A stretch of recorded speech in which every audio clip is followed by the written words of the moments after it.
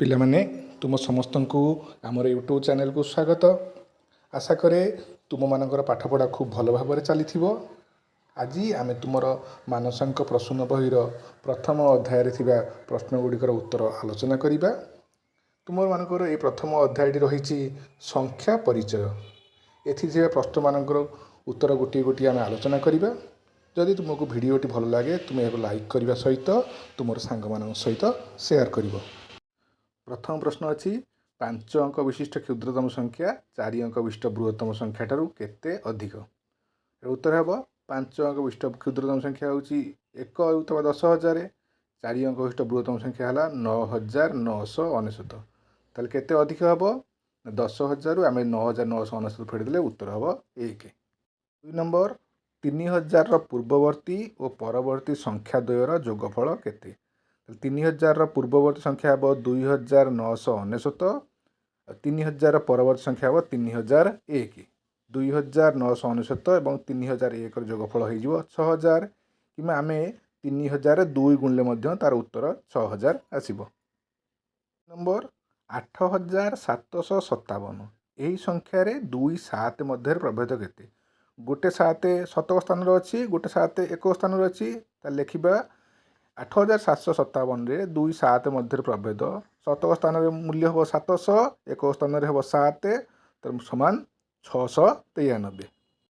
4 number ପ୍ରଶ୍ନ ଅଛି, 6,54,321କୁ ସର୍ବାଧିକ କେତେ ପ୍ରକାର ପଢ଼ା ଯାଇପାରେ? ଏହାକୁ ଆମେ 5 ପ୍ରକାର ପଢ଼ିପାରିବା। କ ଦେଖ, 6,05,04,321। ଖରେ ଆମେ ପଢ଼ିପାରିବା 65,04,321। ତାପରେ ଆମେ ପଢ଼ିପାରିବା 6,54,321। ତାପରେ ପଢ଼ିପାରିବା 6,543,121 ଏବଂ ଶେଷରେ ପଢ଼ିବା 65,432,1021। ଏଇଭଳି ଭାବେ ଆମେ ସର୍ବମୋଟ ଏହାକୁ 5 ପ୍ରକାରରେ ପଢ଼ିପାରିବା। 5 ନମ୍ବର କ୍ୱେଶ୍ଚିନ୍ ଦେଖିବା। 8,995ରେ ଶତକ ଘରେ ଥିବା 9 ଦଶକ ଘରେ ଥିବା 9ର କେତେ ଗୁଣ? ତାହେଲେ 8,995ରେ ଶତକ ଘରେ ଥିବା 9ର ମୂଲ୍ୟ ହେଉଛି 900, ଦଶକ ଘରେ ଥିବା 9ର ମୂଲ୍ୟ ହେଉଛି 90। ତାହେଲେ 900ରେ ଆମକୁ 90କୁ ହରଣ କରିବା। 900ରେ 90କୁ ହରଣ କଲେ ହେବ 10 ଗୁଣ। 9 ନମ୍ବର ପ୍ରଶ୍ନ ଦେଖିଛି 54,216କୁ ବିସ୍ତାରିତ ରୂପରେ ଲେଖ।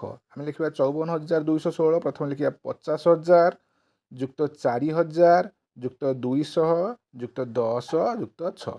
7 ନମ୍ବର ପ୍ରଶ୍ନ ଅଛି, 39 ସମାନ କେତେ ଶହ ଯୁକ୍ତ କେତେ 10 ଯୁକ୍ତ କେତେ 1? ଆମେ ଲେଖିବା 39 ସମାନ 300 ଯୁକ୍ତ 9 10 ଯୁକ୍ତ 0 1।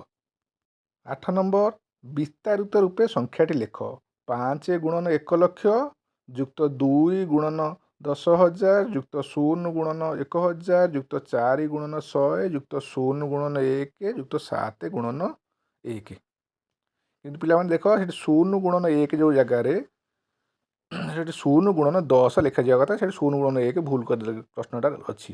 ତେଣୁ ଆମେ ଏହାକୁ ଲେଖିବା 5 ଗୁଣନ 1 ଲକ୍ଷ ସମାନ 5 ଲକ୍ଷ ଯୁକ୍ତ 2 ଗୁଣନ 10,000 ସମାନ 20,000।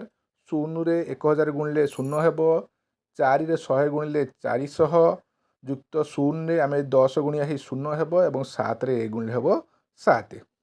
6 ନମ୍ବର ପ୍ରଶ୍ନ, 2 ଲକ୍ଷ ଯୁକ୍ତ 1 ଯୁକ୍ତ 0,000 ଯୁକ୍ତ 800 ଯୁକ୍ତ 4 10 ଯୁକ୍ତ 5 1। ଆମେ ଏହାକୁ ବିସ୍ତାରିତ ରୂପରେ ଲେଖିବା ସଂଖ୍ୟା ଆକାରରେ। ପ୍ରଥମେ ଲେଖିବା 2 ଲକ୍ଷ ଯୁକ୍ତ 1 ଅର୍ଥାତ୍ 10,000, 0,000 ଜାଗାରେ କେବଳ 0 ଲେଖିବା।